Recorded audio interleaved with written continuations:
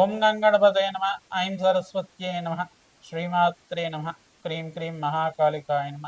ద్రాం దత్తాత్రేయాయ నమ. ఓం నమ శివాయ శివాయ గురువే నమ. శ్రీరామ జయ రామ జయ జయ రామ రామాయ నమో నమ. ఓం నమో భగవతి మేధా దక్షిణామూర్తి మహ్యం మేధాంతరిజ్ఞం ప్రయచ్చ స్వాహ. క్లీం కృష్ణాయ గోవిందాయ గోపీజనవల్లభాయ శ్రీకృష్ణ పరబ్రహ్మణే పరంజ్యోతిషే నమో నమో నమ. జయ గురు దత్తాత్రేయాయ నమ. శ్రీమాత్రే నమ. యూట్యూబ్ ప్రేక్షకులకందరికీ కూడా నమస్కారం అండి. నేను పాలపర్తి గురునాథ శర్మ జ్యోతిష్యం వాస్తు సిద్ధాంతిని మీకంతా కూడా గోచారరీత్యా గ్రహాల యొక్క స్థితిగతి సంయోగం వాటి ప్రభావం అంతా కూడా విశ్లేషణ చేయడం జరుగుతుంది. ప్రధానంగా ఈ రోజున చెప్పబోయే టాపిక్ ఏంటంటే కంటెంట్ అంతా కూడా 2026 ఆంగ్ల సంవత్సర ఫలితాల్లో భాగంగా శని రాహు కేతు మరియు బృహస్పతి యొక్క ఫలితాలంతా కూడా మేషాది ద్వాదశ రాశుల వాళ్ళకి ఎటువంటి ప్రభావం చూపిస్తుంది. ప్రధానంగా ఈ యొక్క 3 గ్రహాల కన్నా అత్యంత శుభమైన ఫలితాలు బృహస్పతి అంతా కూడా ఇచ్చే పరిస్థితి అంతా కూడా కలుస్తుంది. ప్రధానంగా చూసుకుంటే గోచారరీత్యా బృహస్పతి అంతా కూడా రాజయోగ కారకుడిగా మారబోతున్నారు. బృహస్పతి అంతా కూడా అనుగ్రహం వల్ల ఉచ్చస్థానంలో బృహస్పతి మార్పు అంతా కూడా రాజయోగ కారణంగా మారుతుంది. గోచారరీత్యా మేషాది ద్వాదశ రాశుల వాళ్ళకి ప్రధానంగా చూసుకుంటే గోచారరీత్యా గ్రహస్థితి అంతా కూడా ఈ రకంగా ఉంది. మీనంలో శని యొక్క సంచారం జరుగుతుంది. ప్రధానంగా రాహు యొక్క సంచారం అంతా కూడా చూసుకుంటే కుంభరాశిలో, కేతు యొక్క సంచారం అంతా కూడా చూసుకుంటే సింహరాశిలో సంచారం జరుగుతుంది.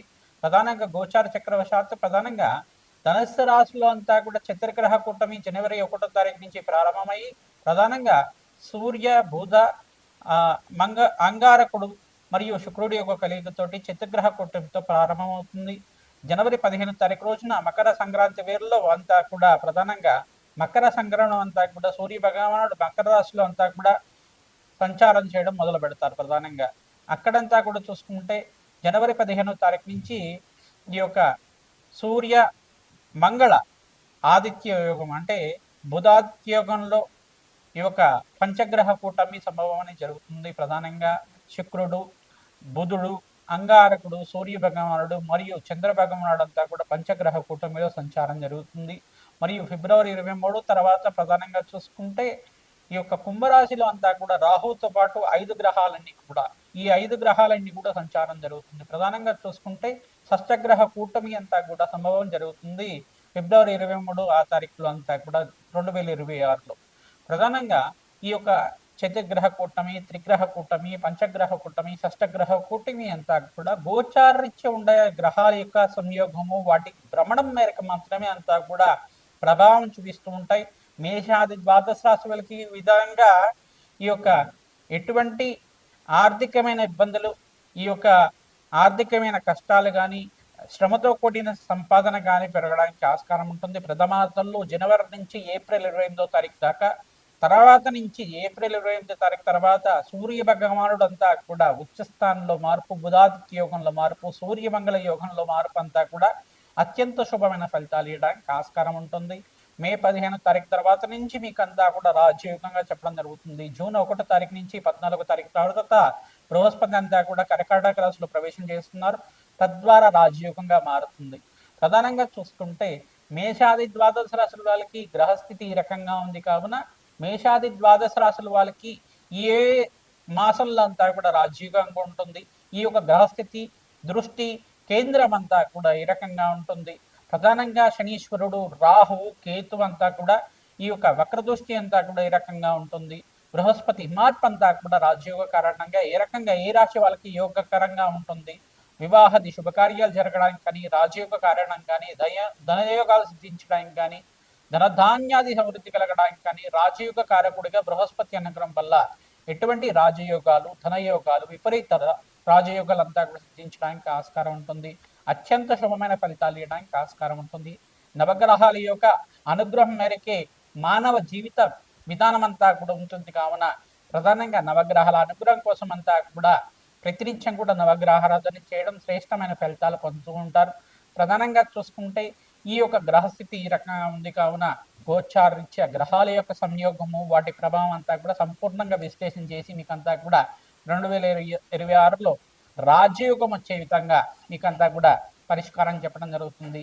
ప్రతినిత్యం కూడా మేషాది ద్వాదశ రాశి వాళ్ళు ఈ యొక్క నవగ్రహ ఆరాధన చేసుకోవడం, ప్రధానంగా మీకు చెప్పబడే సూచనప్రాయంగా అంతా కూడా చెప్పడం జరుగుతుంది. నవగ్రహ ఆరాధనలో భాగంగా మీరు ప్రతినిత్యం కూడా నవగ్రహ దేవతలకంతా కూడా ప్రదక్షిణాలు ఆచరించండి. ఆవునేతో దీపారాధన చేయండి. బెల్లం నివేదనం చేసి ఆ యొక్క చీమలకి ఆహారం వచ్చే విధంగా రావి చెట్టు, వేప చెట్టు ఉండే ప్రాంతంలో అంతా కూడా సమర్పించడం వల్ల రాజయోగం సిద్ధిస్తుంది. గోమాత సేవ చేసుకున్న వాళ్ళకి అత్యంత శుభమైన ఫలితాలు పొందడానికి ఆస్కారం ఉంటుంది. ప్రధానంగా ఆదిత్యాది నవగ్రహ స్తోత్రాన్ని ప్రతినిత్యం కూడా చదువుకోవడం 3 సార్లు కానీ 11 సార్లు కానీ వినడం కానీ చదవడం కానీ చేయడం వల్ల నవగ్రహ దోష నివారణ కలిగి మీకంతా కూడా రాజయోగం స్థితి రావడానికి ఆస్కారం ఉంటుంది. ఈ యొక్క రాహుకేతు వక్రగతి సంచారం కూడా ఏప్రిల్ 14వ తారీఖు తర్వాత నుంచి జరుగుతూ ఉంటుంది. తద్వారా మీకంతా కూడా సంపూర్ణ విశ్లేషణ అంతా కూడా చేస్తూ ఉంటాం. తద్వారా మీకు పరిష్కారం అందుతుంది.